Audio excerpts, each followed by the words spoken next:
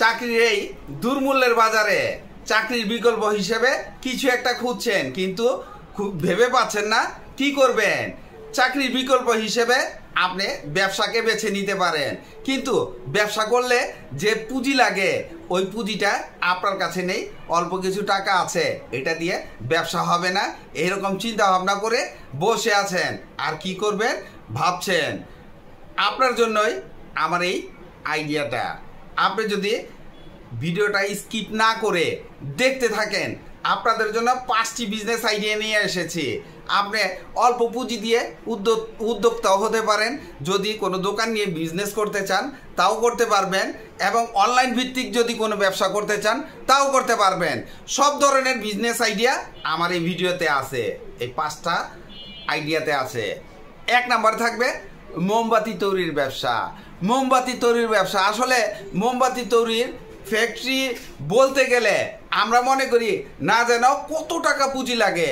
মোমবাতি তৈরির মাত্র 2টি ডাইস দিয়ে আপনি আপনার ব্যবসাটা শুরু করেন।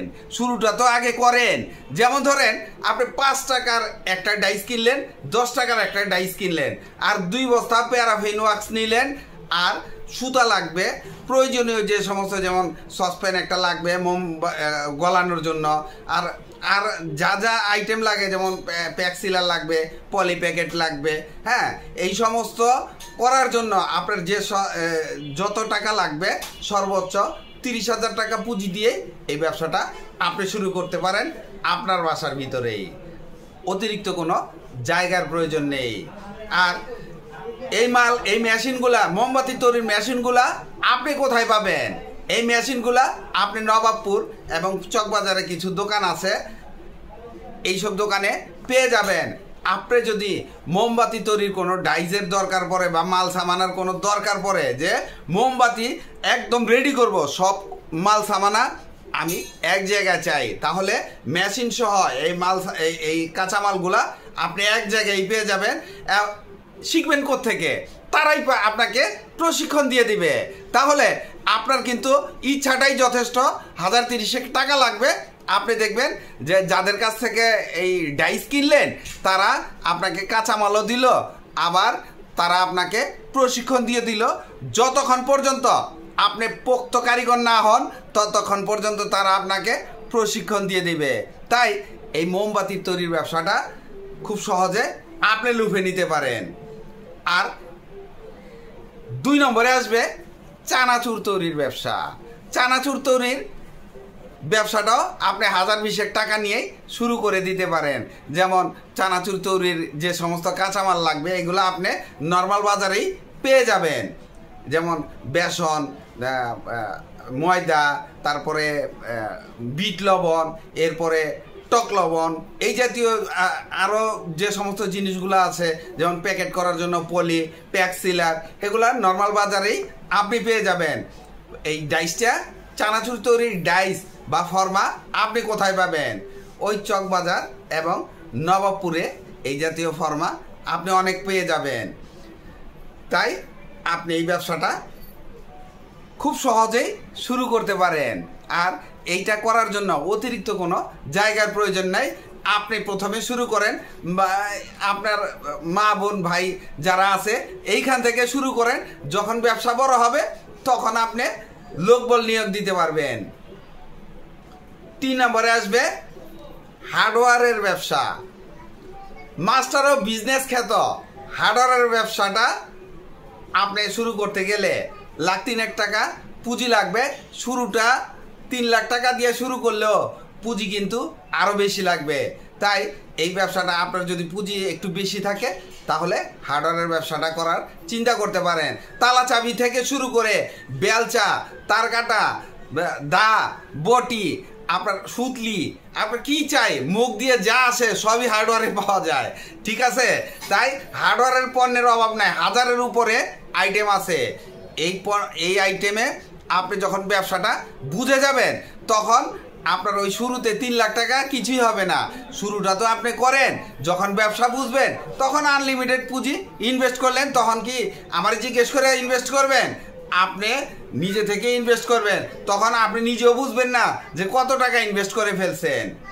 4 নম্বরে আসবে স্টেশনারি পণ্যের ব্যবসা। স্টেশনারি ব্যবসাটায় অনেক গোমর আছে, অনেক প্রফিট মার্জিন আছে। আর এই ব্যবসাটা করতে হলে আপনাকে কোথায় যেতে হবে? এই ব্যবসাটা করতে হলে আপনি যাবেন হচ্ছে চকবাজার। চকবাজারে স্টেশনারি আইটেমগুলো থাকে। আর আপনি যদি খাতার আইটেমটা নিতে চান তাহলে বাংলা বাজারই বেস্ট। তাই চকবাজার এবং বাংলা বাজার দুই জায়গা মিলিয়ে আপনি আপনার পণ্যগুলা হোলসেল এনে, যেমন বড় কোনো স্কুল বা কলেজের আশেপাশে দোকান নিলেন, আপনি অল্প পুঁজি যেমন 2-3 লাখ টাকার পণ্য দিয়ে আপনি শুরু করেন। এরপরে যদি ব্যবসা ভালো হয় তাহলে আপনি করবেন, আর যদি খারাপ হয় তাহলে অল্পতেই যাবে। আপনি মালগুলো আস্তে আস্তে বিক্রি করে ব্যবসা ছেড়ে দিতে পারবেন।